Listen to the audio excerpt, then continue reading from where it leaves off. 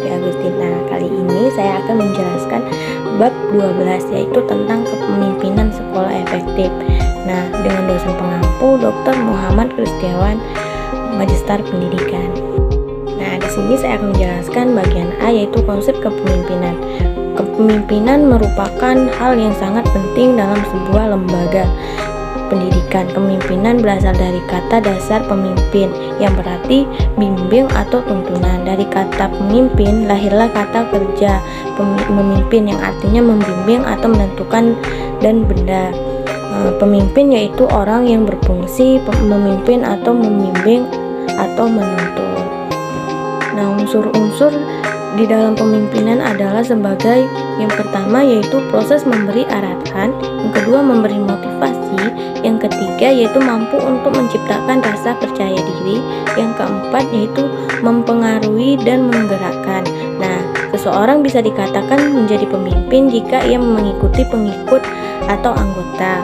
Nah, menurut Syed ada beberapa yang harus diperhatikan untuk mendapatkan pengikut, antara lain yang pertama yaitu agar tetap hidup, yang kedua sejumlah sarana diperlukan untuk memenuhi kebutuhan, yang ketiga yaitu kebanyakan kebutuhan individu terpenuhi dalam hubungan dengan suatu sesama atau kelompok.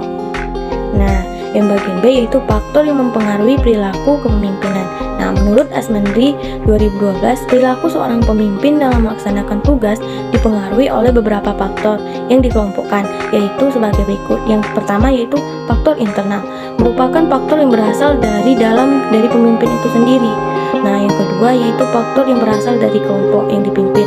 Nah, keadaan kelompok seperti kematangan dan kekompakan. Nah, yang ketiga yaitu faktor lembaga yang dipimpin, seperti jenis dan tujuan sekolah, kurikulum. Nah, yang keempat yaitu faktor-faktor legal. Nah, yang kelima, faktor lingkungan sosial, merupakan keadaan masyarakat sekitar, misalnya ekonomi, pandangan masyarakat, dan pendidikan masyarakat. Nah, yang keenam yaitu faktor perubahan dan pembaharuan. Dalam teori ini dan bidang pembaharuan atau bidang pendidikan seperti perubahan kurikulum dan kemajuan iptek. Nah, bagian C yaitu teori kepemimpinan. Nah, teori kepemimpinan pada umumnya berusaha menerangkan faktor-faktor yang memungkinkan munculnya kepemimpinan atau sifat atau bakat alam yang dimiliki kepemimpinan. Nah, teori-teori tersebut menurut Syed 2010 adalah sebagai berikut. Nah, yang pertama yaitu teori orang terkemukakan, Greatman Theory. Nah, dalam teori ini disebutkan bahwa kepemimpinan orang-orang besar didasarkan oleh sifat yang dibawa sejak lahir. Nah, jadi merupakan suatu yang diwariskan. Nah, teori yang kedua yaitu teori lingkungan.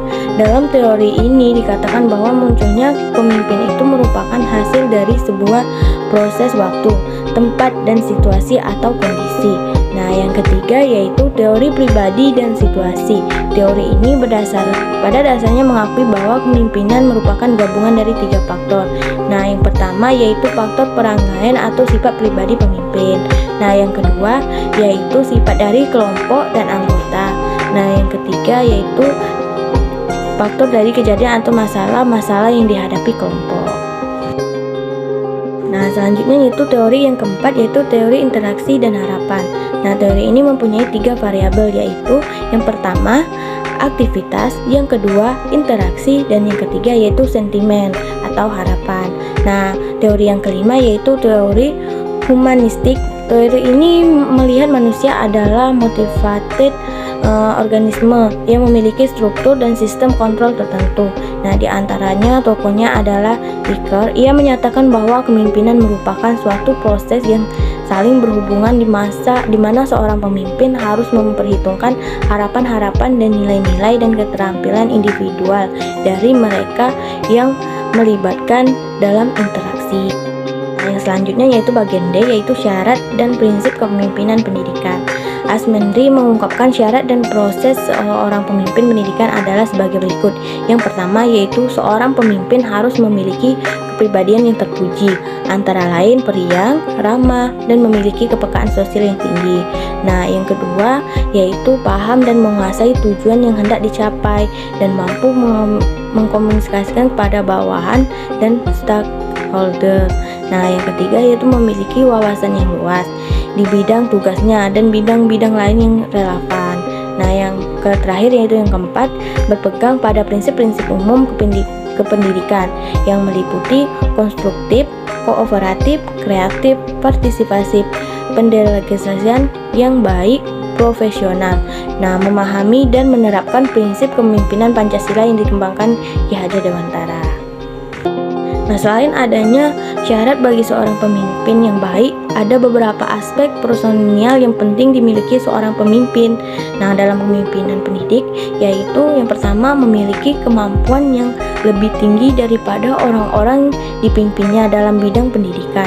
Nah, yang kedua yaitu memiliki keinginan yang terus-menerus untuk belajar menyesuaikan kemampuan dengan perkembangan dan tujuan organisasi yang dipimpinnya. Nah, yang terakhir yaitu yang ketiga, kemampuan profesionalitas kepemimpinan pendidik. Selanjutnya, yang E yaitu fungsi kepemimpinan. Nah, secara operasional, fungsi kepemimpinan dapat dibedakan dalam 5 fungsi pokok, yaitu sebagai berikut. Yang pertama yaitu fungsi instruksi. Fungsi ini bersifat komunikasi satu arah. Nah, yang kedua yaitu fungsi konsultasi, yaitu fungsi ini bersifat komunikasi dua arah. Fungsi partisipasi. Dalam fungsi ini, pemimpin berusaha mengaktifkan orang-orang yang dipimpinnya. Yang keempat yaitu fungsi delegasi. Fungsi ini dilaksanakan dengan memberikan pelimpahan wewenang membuat menetapkan keputusan baik melalui persetujuan maupun tidak dari atasan. Nah, yang kelima yaitu fungsi pengendalian. Fungsi ini bermaksud bahwa kepemimpinan yang efektif mampu mengatur aktivitas anggotanya secara terarah dan dalam koordinasi yang efektif sehingga memungkinkan tercapainya tujuan bersama secara maksimal. Bagian F yaitu kepemimpinan kepala sekolah yang efektif. Nah, kepala sekolah merupakan motor penggerak penentu arah kebijakan sekolah yang akan menentukan bagaimana tujuan-tujuan sekolah dan pendidikan pada umumnya direalisasikan. Nah, yang pertama yaitu inisiatif. Nah, pemimpin harus tanggap dengan keadaan dan kondisi organisasi yang dipimpinnya serta memiliki daya inisiatif yang tinggi sehingga ia mengetahui kapan ia harus memutuskan untuk melakukan suatu kebijakan atau kapan ia harus meninggalkannya berkenaan dengan kesinambungan organisasi ke depannya. Nah, yang kedua yaitu inquiry. Nah, dalam memimpin maka orang memimpin harus memiliki informasi yang komprehensif tentang hal yang menjadi tanggung jawabnya. Nah, yang keempat yaitu advokasi. Nah, dukungan sangat dibutuhkan untuk kepemimpinan. Nah, yang kelima yaitu conflict solving. Pemimpinan selain memiliki inisiatif dan kreatif juga dituntut harus memiliki kemampuan untuk memecahkan masalah dalam organisasi, baik masalah tersebut bersifat internal maupun eksternal. Nah, yang kelima yaitu decision making. Seorang pemimpin dalam menjalankan roda kepemimpinannya dituntut harus memiliki kemampuan dalam memutuskan suatu yang terbaik bagi jalannya, organisasinya, dan pemimpin yang menjadi tanggung jawabnya. Nah, yang keenam yaitu kritikwi, yaitu jiwa kritis untuk menuntut kejelian pemimpin dalam memimpin sebuah organisasi. Selanjutnya itu kunci sukses kepemimpinan. Nah, menurut Mulyasha tahun 2013 ada 10 kunci sukses kepemimpinan kepala sekolah, yaitu mencakup yang pertama yaitu visi dan misi yang utuh, yang kedua yaitu tanggung jawab, yang ketiga keteladanan, yang keempat memperdayakan staf, yang kelima mendengarkan orang lain, yang keenam memberi layanan prima, yang tujuh mengembangkan orang, yang ke-8 memperdayakan sekolah, yang ke-9 yaitu fokus pada peserta didik, dan yang terakhir yaitu manajemen yang mengutamakan praktik. Nah, ada 6 hal yang harus dikenali dalam memimpin, yaitu yang pertama yaitu kenalin diri sendiri dulu. Nah, yang kedua yaitu kenali situasi yang akan dihadapi, yang ketiga yaitu pilih gaya yang cocok dan situasi yang tepat. Nah, yang keempat yaitu memenuhi kebutuhan tugas, yang kelima yaitu memenuhi kebutuhan kelompok, dan yang enam yaitu penuhi kebutuhan individu. Bagian terakhir yaitu H, gaya kepemimpinan. Menurut Asmendri ada 4 gaya pemimpinan, yaitu yang pertama yaitu tipe otoriter. Nah, merupakan pemimpin yang membuat keputusan sendiri karena kekuasaan terpusat dalam diri satu orang.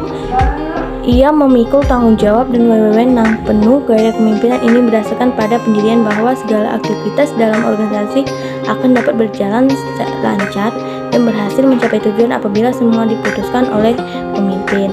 Nah, yang kedua yaitu demokratis, merupakan pemimpin yang berkonsultasi dengan kelompok mengenai masalah yang menarik perhatian mereka serta mereka dapat menyumbangkan suatu. Tipe ini merupakan kebalikan dari tipe pertama. Nah, baiklah yang ketiga yaitu kendali bebas. Nah, merupakan pemimpin memberikan kekuasaan pada bawahan. Kelompok dapat mengembangkan sasarannya sendiri dengan memecahkan masalah sendiri. Nah, pengaruh tidak ada tahu, hanya sedikit. Pada tipe ini, pemimpin seperti tidak melakukan fungsi kepemimpinan dan sifat pemimpinnya tidak tampak. Nah, yang keempat yaitu tipe prosedur demokratis. Tipe ini disebut juga dengan tipe demokratis. Seorang pemimpin yang mempunyai tipe ini hanya nampak saja yang demokratis, padahal sebenarnya tidaknya sifat otoriter atau absolut. Seri dan Blackstone mengatakan bahwa gaya pemimpinan yang paling efektif adalah kepemimpinan yang disesuaikan dengan tingkat kedewasaan dan kematang atau bawah. Baiklah, hanya itu yang dapat saya sampaikan. Semoga teman-teman bisa memahaminya. Jangan lupa subscribe ya. Saya akhiri. Wassalamualaikum warahmatullahi wabarakatuh. Sampai bertemu lagi di video selanjutnya. Bye bye.